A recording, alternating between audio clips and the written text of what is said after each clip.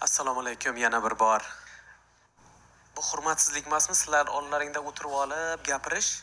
Men odatlanmaganman, lekin menda shunaqa imkonimiz yo'qligi uchun o'tirgan holda gapiraman. O'zi aslida turib gapirish menga ham qulay. Hozir bizda Yangi hayot jamoatida onlayn yig'ilish ham bo'lyapti. Bizni hozirgi bu yig'ilishimiz faqat meni oladi, primoy efirga ham qo'yiladi. O'sha uchun bugungi mavzu bilan sizlar bilan birgalikda ko'rib chiqamiz. Qisqa ibodat qilaman va yig'ilishimizni boshlaymiz. Osmondagi aziz otajon, senga ibodat qilamiz va rahmat aytamiz. Xudoyim bugungi ajoyib yig'ilish uchun, ajoyib imkoniyat uchun minnatdorman Xudoyim.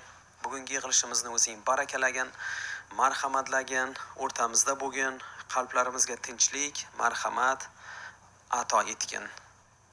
Rabbimiz Iso Masih nomi bilan muqaddas ruhingga men tayanaman. Bugun Xudojon mana shu aytiladigan kalom aynan qalblarimizga yetib borsin. Iso Masih nomi bilan senga ibodat qildik. Amin. Xudoga shukr. Bizning qalbimizning niyatlari haqida bugun ko'rib chiqamiz. Kecha bizlar yo'lda kelayotgan edik, Fatima yaxshi savol berdi-da. Mashinada kelayotgan edik, zo'r imkoniyat bo'ldi-da. Qani edi menda imkon bo'lsa, shu Nyu-Yorkka borib kelishim maza ekan mashinada. Ko'pchilik har zaman bolalarga jim deb qo'yamiz, o'zimiz kattalar gaplashib borib kelamiz. Kamron birodarimiz mashina haydab keldi, juda miyahkaydi ekan. Men Damirda mashinasida o'tirganman. Uxlab qolayotganimda xuddi xayolimda bir traktorga kirib ketayotgandek qo'rqib turib ketardim, uyg'onib ketardim. Lekin Kamron mashina haydadi, xuddi men uyda yotgandek bo'ldim-da. Shunaqa mazza qilib yotibman. O'zi mashinani haydayotgan shofirga ham ishonish kerak ekan. Shunda yuragingizda xotirjam bo'lar ekan. Agar shofyorga, driverga ishonmasangiz, yuragingizda tinchlik bo'lmaydi-da. Uyquda ham halovat bo'lmaydi. Yurak duppurlab uyg'onasiz-da, qo'rqib uyg'onasiz. Kelayotgan edik, bu singlimiz savol berdi-da. O'shani hozir birga muhokama qilsak bo'ladi-da. Savol shunaqa bo'ldi. Aynan bugungi mavzuga oid bo'lganligi uchun aytayapman sizlarga. Qarang. Gunoh qachon va qayerda paydo bo'lgan? Shunaqa savol. Bemalol ishtirok etishingiz mumkin. O'sha gunoh qayerda paydo bo'ldi? O'sha qiziqda. Gunoh qachon paydo bo'libdi?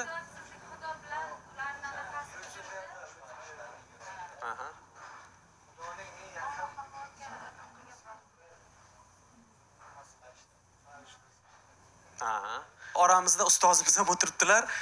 Agar rozi bo'lsangiz qo'l ko'taring, bo'lmasa yo'q. Demak, hammamiz shu bilan rozimiz. Bu yerda shunaqa gaplashayotgan vaqtimizda shunaqa fikrlar ham bo'ldiki, Momo Havo yema deb buyurilgan daraxtning mevasini yegandan keyin itoatsizlik keldi va o'shandan gunoh paydo bo'ldi deb aytdilar. Demak, undan ham oldin, hali odam ato Momo Havo yaratilmasdan oldin demak gunoh bo'lgan. Demak, xuddi shunaqa. Qiziq joyga kelyapmiz hozir. Yana bitta qiziq joyi bor-da. Xudo muqaddas. To'g'rimi? Xudoda gunoh bormi? Muqaddas Xudo ekan, Xudoda faqat yaxshilik bor ekan, hali gunoh degan narsaning gesi ham yo'q. Gunohdan asar ham yo'q. Hech narsa yo'q hali. Gunoh degan narsa yo'q, to'g'rimi? U qayerdan paydo bo'ldi bo'lmasa?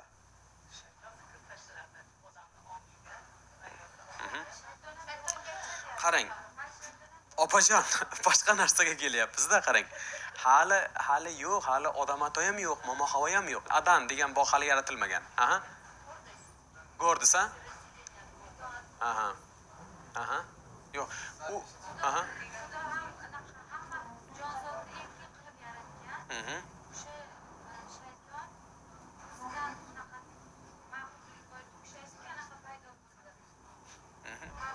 Hali jannat bog'ida gunoh yo'q. Shayton hali shayton ham emas u. Farishta. Xo'p, nima unda ekan? Hali gunoh degan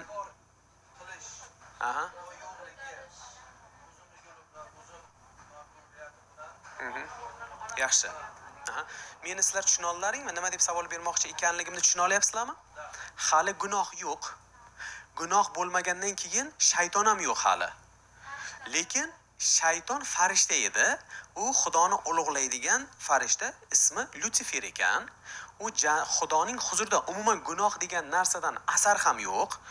O'sha paytda u farishta hali shayton degan, iblis degan nomga ham ega emas. Lekin o'sha farishta, ya'ni Lutsiferni mag'rurlik qilib itoatsiz bo'lishiga nima undadi? O'sha undagan narsani gunoh deb aytasa, o'sha gunoh ham yo'q edi-ku. Xudoning huzurida gunoh yo'q-ku.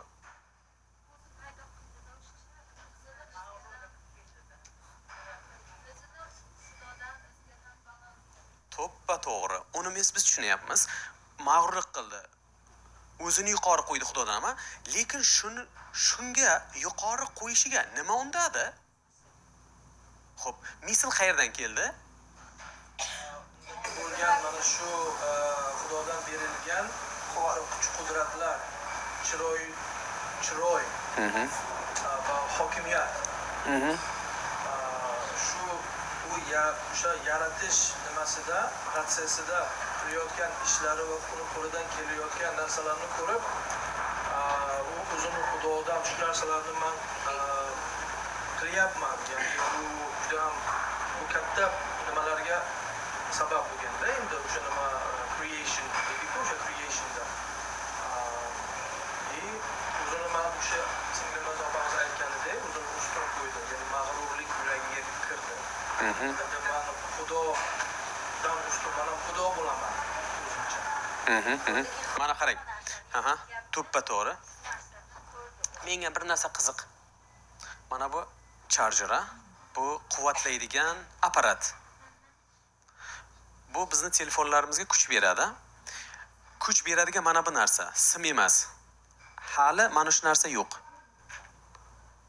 Sim turibdi, telefonga qo'yapsiz. Kuch beryaptimi? Uzilganligi uchun. Mana buni endi gunoh deb hisoblaylik. O'sha narsa hali yo'q. Telefonimizga ana shu kuchni qayerdan ola olyapti? Hali bunaqa kuch degan narsa yo'q-ku. Hali mana bu narsani gunoh deyapmiz. O'sha fikr keldi shaytonga, to'g'rimi? Lutsiferga, farishtaga yomon fikr keldi. Hali unaqa yomon degan narsa yo'q, gunoh degan narsa yo'q. Mana bu gunoh deylik. Buni tiqib telefonga qo'ysangiz, keyin kirib keladi gunoh. Kuchni gunoh deb tasavvur qilinglar. Lekin hali mana bu degan narsa jannatda yo'q. Qaydan kelib qoldi mana shu narsa? Shu paydo bo'lganini topaylik-da, qiziq menga.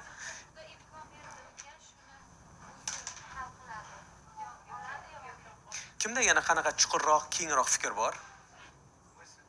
Masalan, Mani fikrim bor shu bo'yicha. Marhamat. Endi bu narsa Bibliyada biz ko'ramiz. Ya'ni masihiylikda uch birlik xudosi borda. Ya'ni Ota, O'g'il, Muqaddas Ruh. Ya'ni Iso Masih ham bu zotda. O'g'ilni Xudo juda ham kuchli yaxshi ko'rganda, undagi bo'lgan sevgi, Iso Masihdagi bo'lgan sevgi hech qaysi farishtada bo'lmagan. U shunchalik Xudo bilan atnashanisi zo'r bo'lgan, o'sha Ota Xudo bilan Iso Masihni, o'sha o'g'il bilan otaning munosabati Lutsiferga ta'sir qilgan. Ota bilan o'g'ilni munosabati Lutsiferga ta'sir qilgan holatda u o'zini nima uchun men shunday bo'la olaman degan narsani u o'zini ustun qo'ygan. U shu orqali uni fikr kelganki, to'shto men ularga qarshi chiqa olaman, men ham zo'r bo'la olaman. Bu yerda ota bilan o'g'il munosabati shunchalik nima bo'lganda, Iso Masihni Xudoga pas o'zini tutgani uni g'ashini keltirgan desak ham bo'ladi-da. Shuning uchun men shuni tushunamanki, Lutsifer Iso Masihdek bo'lishni orzu qilgan. Shuning uchun ham Iso Masih bilan ko'pincha kurashganda Lutsifer, shayton. Shuning uchun men tushunaman, Lutsifer shu narsa sabab bo'lgan, ya'ni ko'ra olmaslik, Masihni ko'ra olmaganda, rashk qilgan. Da.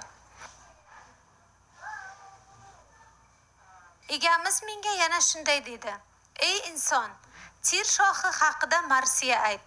Egamiz Rabbiy shunday demoqda: "Ey tir shoxi, sen barkamollikning a'lo namunasi bo'lding. Nihoyatda dono, go'zallikda barkamol eding. Sen Xudoning bog'i Adanda yashar eding. Qizil yoqut, xrizolit, olmos, topaz, aqiq, yashma, zangori yoqut, firuza va zumrad kabi qimmatbaho toshlar bilan bezanar eding. Taqinchoqlaring oltindan yasalgan edi. Sen yaralgan kuning bular tayyorlangandi. Men seni soqchi karub qilib tanladim. O'sha martabaga seni tayinladim. Sen Xudoning tog'ida yashar eding. Olovday tovlangan toshlar orasida yurar eding. Bino bo'lganingdan to qabihlik qilguningga qadar sen to'g'ri yo'ldan yurding. Katta tijorating tufayli yovuzlikka to'lib gunoh qilding. Men seni sharmandalarcha Xudoning tog'idan haydadim. Ey soqchi karub, men seni chiqarib yubordim. Olovday tovlangan toshlar orasidan haydadim. Sen go'zalliging tufayli mag'rurlanib ketgan eding. Savlating tufayli aql farosatdan voz kechgan eding. Shuning uchun men seni yerga uloqtirdim. Shohlar oldida sharmandangni chiqardim. Sen cheksiz gunohlaring bilan, savdo sotiqdagi nohaqliklaring bilan o'z sajdagohlaringni bulg'ading. Shuning uchun men ichingdan olov chiqardim. Seni kuydirib tashladim. Odamlarning ko'zi oldida kulingni ko'kka sovurdim. Seni bilgan xalqlar ahvolingni ko'rib dong qotdilar. Sening boshingga dahshatli o'lim keldi. Sen abadiy yo'q bo'lasan. Chuqurroq tushuntirib bera olasizmi? Bu Tir shohi deganda ko'plar boyagi Vavilon shohi, Tir shohi deb o'ylaydilar, lekin aslida shayton haqida gapirilayotgan joyi. Basharat odati ikki narsa haqida gaplashish mumkin. Masalan, Tir shoh haqida, balki lekin chuqurroq ruhiy narsa gapiradi. Basharat va ba'zi ilimlar, scholars aytadi, bu shayton, Lucifer shayton aylangan paytida shu parcha gaplashadi. Rahmat sizga o'qib shu mavzuni kengaytirib berganliklaringiz uchun. Demak, men aytgan narsa boyagi mana buni gunoh deb hisoblayotgan bo'lsak agar, bu qayerdan paydo bo'ldi desak, Xudoda hech qanday yomonlik yo'q ekan azizlar. Xudoda agar mana buni gunoh deydigan bo'lsak, Xudo muqaddas bo'lganligi uchun Xudoda mana shu narsa yo'q. Bu qayerdan paydo bo'ldi desak, bu agar bu bo'lmasa, nima undayapti odamlarni gunoh qilishga? Qotillik bo'layapti, odam o'ldirish bo'layapti. To'g'rimi? Qayerdan paydo bo'layapti bo'lmasa o'sha narsalar? Bizning maqsadimiz mana buni gunoh deb hisoblasak, shuni kelganini topishimiz kerak-da. Xudo buni yaratdimi? Shu qayerdan keldi? O'sha gunoh hisoblaganligimiz uchun, gunoh borligi uchun odamlarni gunohga undayapti deb aytamiz, to'g'rimi? Mana shu qayerdan paydo bo'lganini ko'raylik. Mana bu gunoh qora. Faqat shaytonda bor deydigan bo'lsak, Luciferda bu bo'lmaydigan bo'lsa nima undadi? Shuni ko'rib chiqamiz, qarang. Demak, Rimliklar maktubi 7-bob 14-oyatni birgalikda ko'ramiz. Men o'qiyman, sizlar kuzatinglar. Xudo nima bergan ekan? Qonun bergan. Men esa gunohga qul qilib sotilgan ojiz bandaman. Axir o'zim qilayotgan ishlarni o'zim tushunmayman. Chunki qilishni xohlaganlarimni qilmayman, aksincha nimani yomon ko'rsam, shuni qilaman. O'zim xohlamagan ishlarni qilayotgan ekanman, bu bilan qonunning yaxshi ekanligini ma'qullayotgan bo'laman. Ana shu yaxshi deb bilgan narsangizni Xudo bergan ekan-da. Gunoh nima ekan? Qonunni bergan ekan. Endi u qonunni kelib chiqqanini bitta topib olaylik. Nima uchun Xudo qonunni bergan? Qarang. Demak, bu ishlarni men o'zim emas, balki yuragimdagi gunoh qilayotgan bo'ladi. Yaqinlashyapmizmi?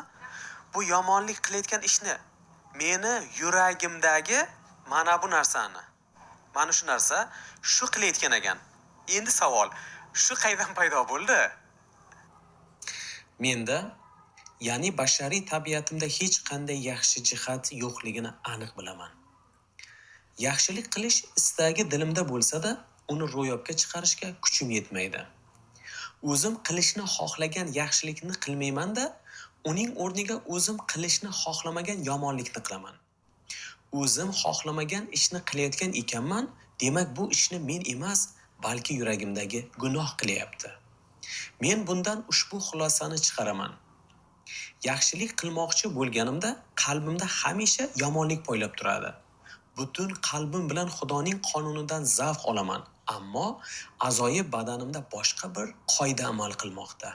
Bu qoida ongimdagi qonunga qarshi kurash olib borib, a'zoyi badanimda amal qiluvchi gunoh qoidasiga meni asir qilyapti. Oh, men sho'rlik odam. O'lim soyasi ostida bu ahvolimdan kim meni qutqarar ekan? Qiyin bu narsa. Men yaxshilik qilmoqchi bo'layapman, qila olmayman. Xudoni qonunini bajarmoqchi bo'layapman, buni xohlayapman. Xudoni amrini bajarishni xohlayapman, mana shu gunohni qilmaslikni xohlayapman. Lekin Xudoni amrini qila olmayman, xohlamagan buni gunoh qilib qo'yaveraman-da. Meni deyapti, sho'rlik. Men kim menga yordam beradi? Qani buni yechimi? Mana bu nima uchun paydo bo'ldi? Jonimga tegdi mana shu narsa. Qayerdan ham mana shu narsa bor? Shuni yo'qotib yuborish iloji yo'qmi? Bu qaydan paydo bo'ldi? Xudoda yo'q-ku bunaqa narsa. Xudoyim, sen yaxshisan-ku. deydigan savol uyg'onganda shunaqa narsa ochildi. Shu bilan sizlar bilan bo'lishmoqchiman. Chixel in agjo omading gunoh. Fikra kimi tiya tanmon fikra tomba. Hay, dela tomba kimi mona tamuna. Ma gunoh qiladigan men emas, shayton. Shayton aybdor. Keyin shayton ham aytadi, ketdik bu yerdan deydi. Qiliqlikni qilib bizni bo'ynimizga taylaydi deydi, shayton bolasiga aytadi keyin. Qarang. Bu qora narsani kim bergan degan savolga endi yetib keldik. Shuni yechimini topamiz. Demak, Xudoda gunoh degan narsa yo'q ekan, qayerdan paydo bo'ldi desak, demak, odam erkin yaratilgan, independent degan so'z bor, men mustaqilman men. Qilishim ham mumkin, qilmasligim ham mumkin. Demak, gunoh qilmaslikning iloji borligi uchun Xudo aytayapti, gunoh qilma deb. Demak, imkoni bor. Lekin mana bu narsa qayerdan paydo bo'ldi desa, agar men qayerda itoatsizlik qilganimdagina gunoh paydo bo'lar ekan. Gunohning negizi nima desa, har bir itoatsizlik qilingan paytida gunoh paydo bo'ladi. Gunoh o'zi yo'q, Xudo yaratmagan. Qayerda men itoatsizlik qilaman-ku, o'sha yerda gunoh paydo bo'lar ekan, ma'no paydo bo'lar ekan. Buni Xudo yaratmabdi. Buni men yaratibman. Demak, men erkin, freedom bo'lganligim uchun, independent bo'lganligim uchun mana uni qilishim mumkin ekan. Ana shu narsani qildimmi, gunoh paydo bo'lar ekan. Endi qarang. Oddiy misol, go'sht, mol go'sht bor, qo'y go'sht bor, baliq go'shti bor, chicken, ya'ni tovuq go'shti bor, ha? Qarang. Go'shtni saqlash qonuni bor. Go'shtni qayerda saqlash kerak? Xolodilnikda. Agar siz o'sha go'shtning saqlash qoidasiga bo'ysunsangiz, unda har qanday qurtlar paydo bo'lmaydi. Lekin o'sha qoidasiga bo'ysunmasdan turib, tashqariga quyoshga qo'ysangiz, nima paydo bo'ladi? Lichinkalar, bakteriyalar, har xil infeksiya, qurt paydo bo'ldi. Bu qurtni kim yaratdi? Gunohdan keldi, itoatsizlikdan paydo bo'ldi. Buni odam yaratmabdi. Xudoda yomonlik yo'q. Yoqub kitobi 1-bob 13-oyatdan to 15-oyatgacha. Vasvasaga tushganingizda Xudoni ayblamang. Chunki Xudo hech qachon vasvasaga tushmaydi va hech kimni vasvasaga solmaydi. Lekin har kim o'z ixtirosi dastidan vasvasaga duchor bo'lib, nafs tuzog'iga ilinadi. Keyin ixtiros homilador bo'lib gunohni tug'adi, gunoh esa yetilib o'limga sabab bo'ladi. YouTube'dan yaqinda bu yerda bitta savol bergan. Necha foiz kuyibdi-da? Tanaviy kuygan. Agar Xudo bo'ladigan bo'lsa, Xudo ko'rmi deyapti. Xudo qayerga qarayapti deb aytayapti-da. Endi qarang. Qayerda yomonlik bo'lsa Xudo aybdor. Qayerda yaxshilik bo'lsa men. Yaxshilik bo'lsa men qilyapman, yomonlik bo'lsa Xudo aybdor. O'sha inson balkim bizni YouTube orqali ko'rib turgan inson bo'lsa, aniq, tiniq javob. Qayerda yozilgan desa, Yoqub kitobi 1-bob 13-oyatda aytayapti. Vasvasaga tushganingizda Xudoni ayblamang degan. Chunki Xudoda hech qanday vasvasaga soladigan yomon narsa yo'q. Insonni deyapti, o'zi ixtirosiga berilib, vasvasaga tushar bo'ladi. Bu nafs tusog'iga ilinadi. Keyin deyapti, u homilador bo'lib deyapti, gunohni tug'adi. Gunoh yetilib o'limga sabab bo'ladi. Demak, Xudo mana bu gunohni paydo qilibdimi? O'lim degan narsani Xudo qilibdimi? Yo'q, Xudo qilmabdi. Demak, inson erkin bo'lganligi uchun tanlov bor. Qayerda gunoh paydo bo'ladi desa, qonunni buzgandagina gunoh paydo bo'lar ekan. Shayton ham aybdor emas bu yerda.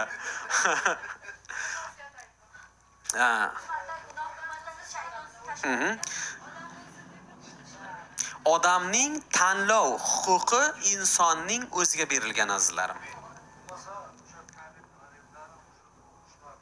Ha? Shunday. Bo'lmasa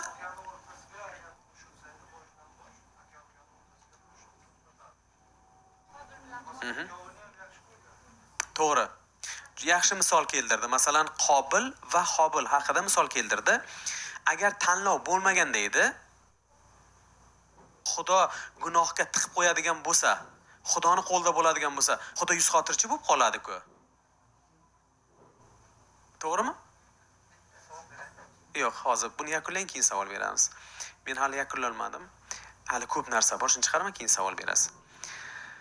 Qarang, demak, gunoh qilmaslikning imkoni, iloji borligi uchun Xudo ta'kidlayapti-da, ey farzandlarim, gunoh qilmanglar deb aytayotgan ekan. Demak, gunoh qilmaslikning imkoni bor. Ixtirosga berilib, men gunoh qilib qo'yay ekanman-da. O'sha uchun Xudo ta'kidlayapti, hushyor bo'linglar.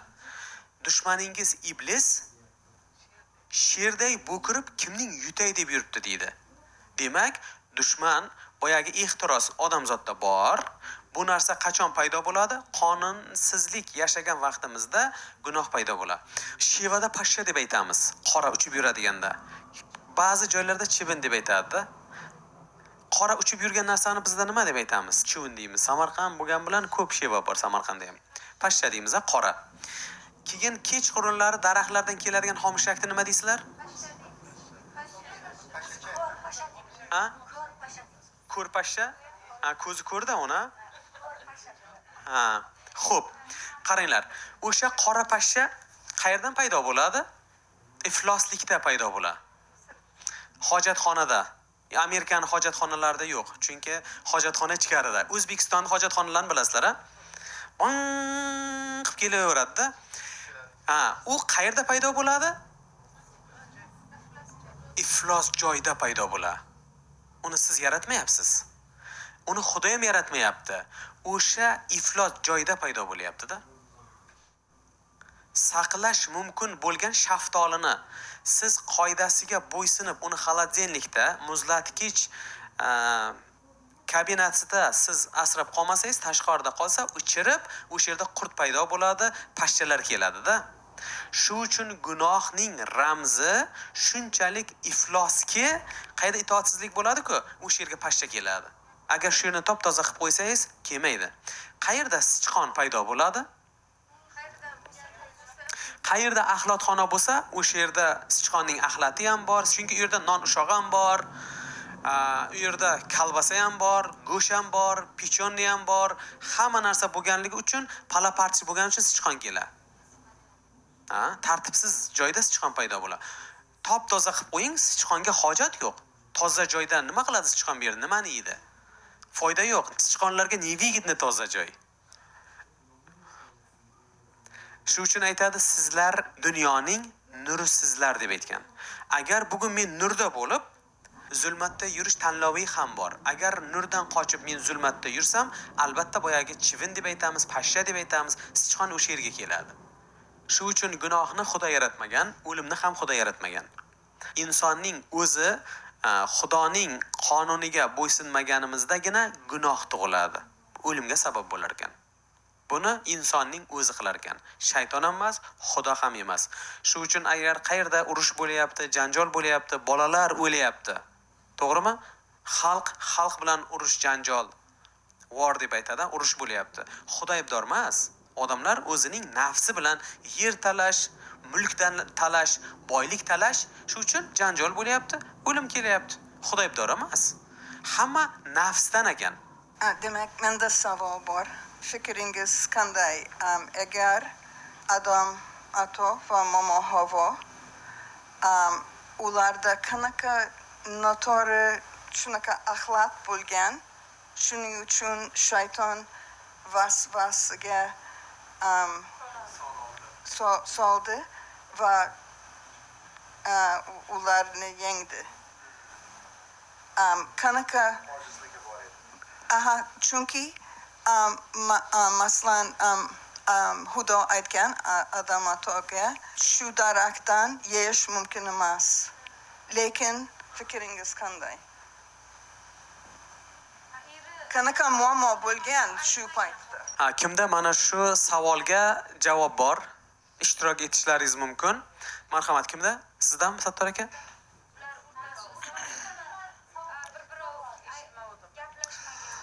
Birinchi o'rinda biz bilamiz, yaratuvchimiz odam aytdi, butun daraxt mevalardan yeyishing mumkin, faqat yaxshi va yomon daraxt mevasidan yema. Undan yegan kuningoq o'lasan dedi. Bu o'sha Xudo tarafdan berildi. Yangi aytilgandek odamzodga erkin xohish berilgan. Keyin biz bilamiz, dushman bu juda ham ayyor. Sababi u ko'rdi insonni, inson Xudoning suratida yaratilgan. İnson orqali Xudoni qalbini og'ratmoqchi bo'ldi. Keyin u insonga aytdi, sizlar hamma daraxt mevasidan yeyish mumkin emasmi deb savol berdi. Lekin inson o'zi ochib qo'ydi. Men deyapti, butun daraxt mevalardan yeyishim mumkin, faqat yaxshi va yomon daraxt mevasidan yemash kerak. Xudo yo'q dedi, agar sizlar uni yesalaringiz Xudodek bo'lasizlar, Xudodek hamma narsani bilasizlar, tushunasizlar deb uni aldadi. Lekin Xudo uni oldiga qo'ygan edi. Xudo odam zotni hech qachon majburlamaydi. Unda tanlov bor edi. Keyin xotini nima qildi? Uni oldi-yu yedi. Mana deyapti, Xudo aytdi, yegan kuningoq o'lasan deb aytdi, lekin men o'lmadim dedi. O'sha vaqtda bu birinchi ruhiy o'lim hayotga keldi. Keyin aytibdi, gunoh evazi o'lim. O'sha vaqtda bilan o'lish kerak edi. O'lish kerak edi, lekin Xudo ular uchun qurbonlik qildi o'sha vaqtda jannat bog'ida. Hayvonni terisini ularga kirgizib yalang'ochligini yopdi. Biz bilamiz, oldin daraxt balkini yopgan edi ular. Lekin Xudoning o'zi ular uchun qurbonlik. Men buni aytmoqchimanki, endi dushman mana shu orqali insonlara qilgan yomonligi orqali Xudoning qalbini og'ratishadi. Chunki Xudo o'zini muqaddas suratida yaratilgandir. Lekin Xudoni aldab bo'lmaydi. Yana biz bilamiz, Masih qachon 40 kun kecha kunda roza tutgan vaqtda cho'lda u faqat kalom bilan keldi. Sen agar Xudoning o'g'li bo'lsang deyapti, toshga buyur deyapti, nonga aylansin. U qachon aytdi shu vaqtda? Shu narsani qachon aytdi? Oxirgi kunlar, o'sha holdan to'ygan vaqtida u uni taklif qildi. Lekin u Rabbimiz Xudoning kalomi bilan o'zi Xudo edi. 100% va 100% inson edi. Lekin u faqat Xudoning kalomini oldina qo'ygan edi. Aytdi, inson faqat non bilan emas, balkim Xudoning kalomi bilan tirikdir. Mana shu gunoh. Bir tarafdan aldandi.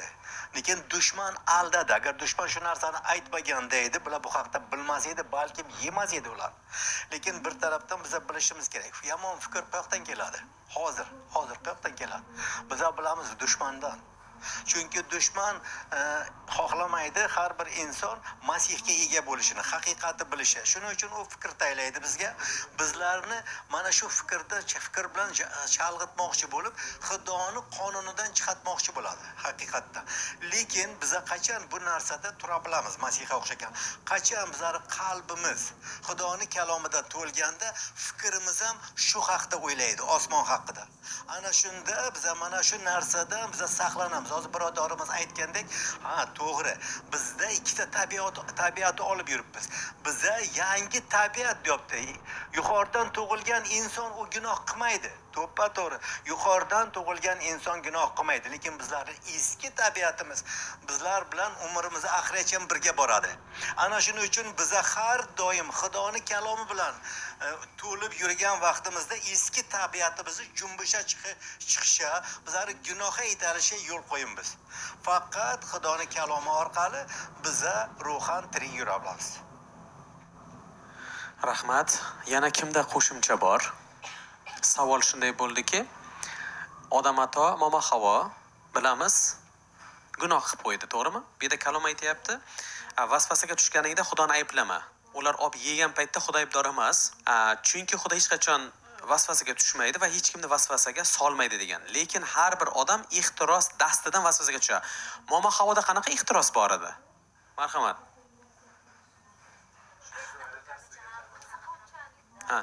O'sha vasvasaga tushib qoldi-ku. Qaysi ixtiros uni majburladi vasvasaga tushishiga? Nima? Xudo nima deganida? Yemanglar, yegan zahoting o'lasan dedi. Momo Havo yegan paytida odam ato qayerda edi? Keyin aytayapti, nima qilyapsan deganda, "Ye, mana men yeb o'lmadim. Xudo aldagan ekan" dedi. Odam faqat dalda olishga muhtojda. Doim balki muloqot yo'q. Eri xotin o'rtasida balki muloqot bo'lmagan. Bemalol. Ozgina fikr bo'lmoqchiman. Конечно, bu o'zimning shaxsiy fikrim. Hammada o'ziga yarasha fikr bor. Shuning uchun o'zimning fikrimni aytmoqchiman. Endi shayton odamdan ko'ra u azaldan bor bo'lganda, odamdan kuchli-da shayton. Shuning uchun ham bitta savol qo'yishimiz mumkin-da, Xudo bilar edimi yoki bilmasmidimi deyishimiz mumkin-da gunoh qilishini. Ya'ni Xudo bilar edi. Shuning uchun ham bu yerda odamni emas, birinchi bo'lib shaytonni aybladi-da. Sen bilgan, meni shayton aldadi, men yedim. Keyin shaytonni ayblayapti-da Xudo birinchi bo'lib. Ya'ni odam zotda ojizligini Xudo bilgani uchun ham shaytonni aybladi-da. Chunki shayton ruhiyda. Hech qaysimiz bas kela olmasligimizni Xudo biladi-da. Ya'ni ko'p joylarda bizlarda o'sha qonunlarga даже bo'ysunmay qolgan paytlarimiz bo'ladi. Shuning uchun ham Iso Masih inoyat orqali bizni kechirganda. Shuning uchun men aytamanki, bu yerda odamzod ojiz gohida. Ba'zi narsalarga ruhiy narsalar borda, ba'zida. Shuning uchun ham men tushunamanki, itoatsizlik o'zi o'sha bizda birinchi bo'lib, gunoh o'sha orqali keldi-da, itoatsizlik. Ya'ni shuning uchun ham endi shayton bo'lmaydigan joyga Xudo olib ketyapti-da bizni. Ya'ni u yerda shayton bo'lmaydi, ya'ni itoatsizlik bo'lmaydi. Значит, itoatsizlik bo'lmasa, Xudoni hamma aytganlarini biz qila olamiz. Shuning uchun ham tushunamanki, bu yerda ko'pincha ayblaymiz, конечно, ular Xudo aytganini qilmadi, lekin gohida bizda o'sha narsaga bo'lgan kuchimiz yetmasligi ham bu yerda borda. Bu yerda bor bu narsa, chunki odam xohlasa ham bu narsani qila olmaydi-da. Pavlusda boya o'qigan joylarda shu narsani tushunaman-da, aytayapti-da, men o'zim xohlagan narsani emas, o'zim xohlamagan narsani qilaman. Ya'ni tanam shu narsani xohlaydi. Lekin bizlarda, конечно, Xudo bor, Xudo kuch beradi, boshqa qiladi, lekin biz shu yerda tan olishimiz kerak, Xudoga tayanishimiz kerak edi o'sha paytda. O'sha yerda savol berish kerak edi, ular nima uchun men shaytonga quloq solaman, lekin Xudo menga buni deb aytayapti. Meni yaratgan zotga nima uchun quloq solmayman-da, shaytonga quloq solaman degan narsani ozgina odam o'ylasa, shu narsa odamni saqlab qolishi mumkin-da. Atak odamni shaytonga qarshi kuchi yo'q odamda. Biz hali 20 yil masihiyimizda, lekin u 2000 yillar mobaynida yaralgan. U Iso Masihni ko'rgan, Lutsifer, Xudoni qudratini ko'rganda. Shuning uchun kimdadir yana fikr bo'lsa, marhamat. Bitta savol bersam maylimi? Mana bizlar ko'p narsani o'zimiz tanlamaganmiz-da. O'zbekistonda tug'ilishimni men tanlamaganman. Yoki qaysi millat bo'lib tug'ilishimni ham tanlamaganman-da. Xudo tanlaganda biz, masalan, kimdir Suriyada tug'ilyapti, yosh bola, u yerda tug'ildi-da, uni ham o'zi tanlamadi. Ya'ni bu yerda Xudoning inoyati kuchli-da. Shuning uchun man tushunamanki, что shayton bilan xudoni o'rtasida odam borda. Ya'ni odam, keyin shayton, keyin xudo emasda. Shayton, xudo va o'rtada inson. Inson qaysi tomonga bo'ysunsa, o'sha narsani qiladi-da. Demak, xulosa shuki, ular xudodan ham uzoqlashgan edi, er xotin. Odamzod shunday shakllanganki, har doim daldaga muhtoj odam.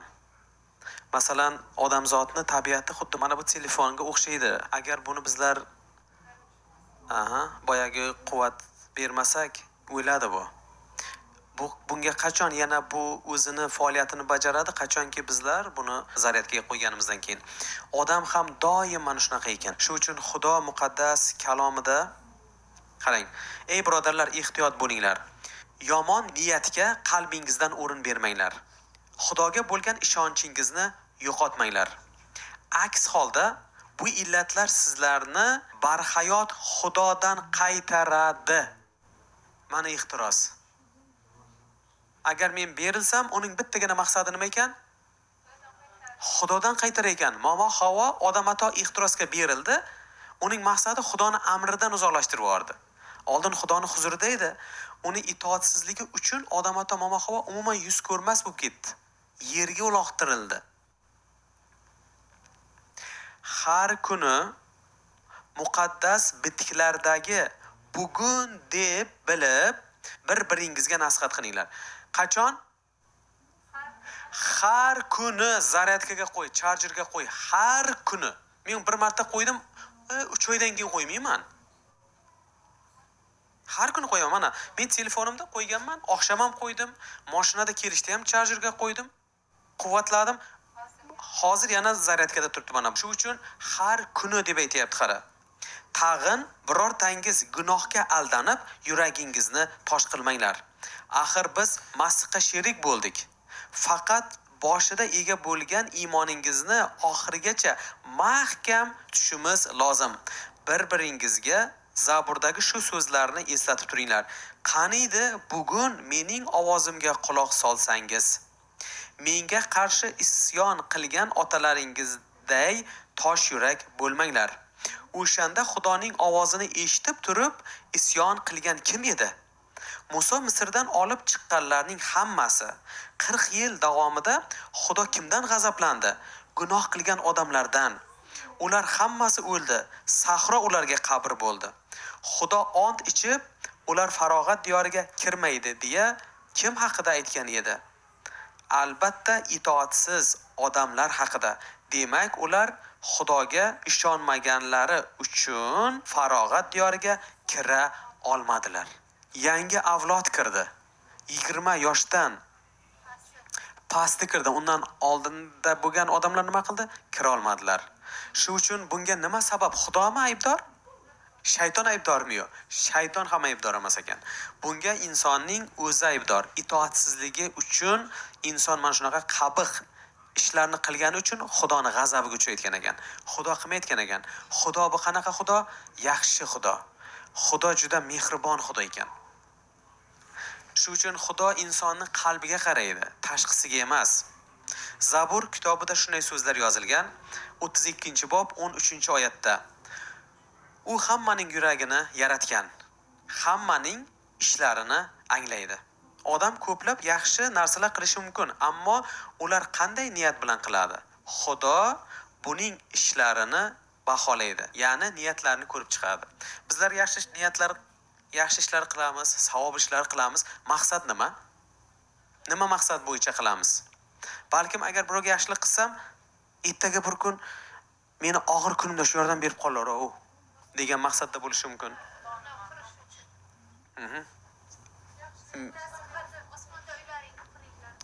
Shunday. Mana ko'plarni ko'rasizlar ijtimoiy tarmoqda qiynalib turgan oilaga yaxshilik qiladi-yu, o'zini ko'rsatib namoyish qiladi. Sababi u ko'p like olish kerak. U ko'pdan ko'p odamlarga odamlar yana bunga ergashadi-yu, yana bunga murojaat qiladi-da. Chunki bu yaxshilik qiluvchi degan nomga ega bo'lish kerak-da, o'sha maqsad bo'yicha. Lekin yashirin bo'lgan Xudo aynan uni qalbini, motivini, maqsadini ko'radigan Xudo ekan. Shu uchun bizlarda nima maqsad uchun qilyapmiz? Albatta bu narsani hammasini Xudo ko'radi va Xudo uchun deb qilaylik. Agar Xudo uchun deb qilasiz-ku, hech kimdan xafa bo'lmaysiz.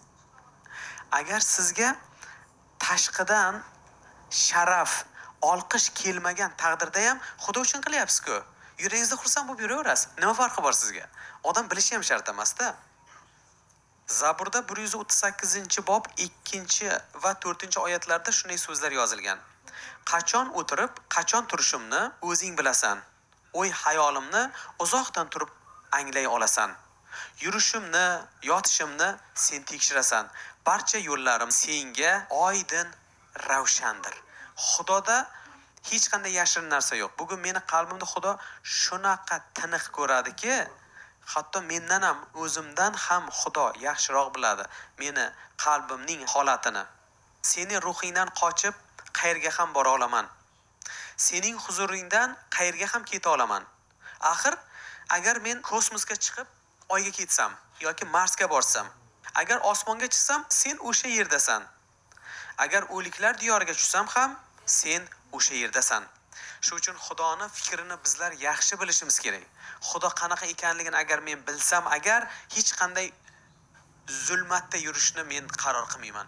Aksincha, nurga qarab harakat qilaman. Shu uchun bu kalomning asosiy maqsadi gunoh qayerda, qachon paydo bo'lgan degan savol bo'ladigan bo'lsa, birinchi o'rinda jannat bog'ida emas ekan. Qayerda paydo bo'libdi gunoh? Xudoni huzurida boyagi farishta deb bilgan Lutsifer itoatsizligi uchun, mag'rurlik qilgani uchun yer yuziga uloqtirilib, uning nomi Ilon yoki iblis yoki shayton deb nom berilibdi. Gunoh qachon paydo bo'libdi desa, demak, odam ato mama havo yaratilishidan oldin paydo bo'lgan ekan. Demak, bu gunoh insonni gunohga undab o'limga sabab bo'lar ekan. Buni kim yaratdi desa, Xudo yaratmagan. Itoatsizlik bo'lgan vaqtida gunoh paydo bo'lyapti. Xuddi boyagi go'shtdagi misol keltirdik. Go'shtdagi bakteriya infeksiyani inson yaratmaydi. Qachonki go'sht saqlanib qola olmasa, boyagi xolodilnikka saqlab qo'ymasangiz, boyagiday bakteriya paydo bo'ladi. Bakteriyani inson yaratmaydi. Boyagi ifloslik bo'lganda keladi. Inson qachon Xudoni qonunidan yuz o'girgan vaqtida gunoh kirib keladi. Boyagi xomishak deymiz, pashsha deymiz, sichqon deymiz. Qayerda ifloslik bo'lganda o'sha yerda paydo bo'ladi. Xudo yaratmayotgan ekan buni. Odamning itoatsizligi uchun gunoh paydo bo'lar ekan. Xudoda yomonlik yo'q-ku. Xudo bizlar uchun hamma yaxshilikni tilamoqchi bo'lyapti. Lekin mening ehtirosimga berilib, bashariy tabiatga berilgan vaqtimda vasvasaga tushyapman. Vasvasa homilador bo'lib gunohni tug'yapti. Gunoh yetilib o'limga sabab bo'layotgan ekan. Xudo qilmayotgan ekan. Shayton ham emas. Insonning o'zi ekan. Shu uchun Xudo hammamizga kuch bersin azizlar. Mana shunday nurda yurishga harakat qilaylik. Nur nima deganda, Xudoni amrlari bilan birga yurganimizda biz nurdamiz. Agar bugun men Xudoni sevaman deb aytsam-u, birodarimdan nafratlansam deb aytayapti, sen aldamchisan. Ko'rib turgan birodaringni, opangni, singlingni, birodaring, vatandoshing, yaqiningni seva olmasang, ko'rmaydigan Xudoni sevaman deb aytib o'tirma, seva olmaysan. Hali ko'rib turgan birodarni sevish turgan edik. Amin. O'shandagina siz nurdasiz. Nurdami, zulmatdami? Hayotiga qarang. Unda agar haqiqatan birodar sevarlik bo'lsa, u nurda. Nurda bo'lgan odam, demak, Xudo bilan birgadir. Shu uchun Xudo hammamizga kuch bersin azizlar. Nurda yuraylik. Itoatsizlik qilishdan qochaylik. Demak, itoatsizlik qildikmi, biz zulmatdamiz.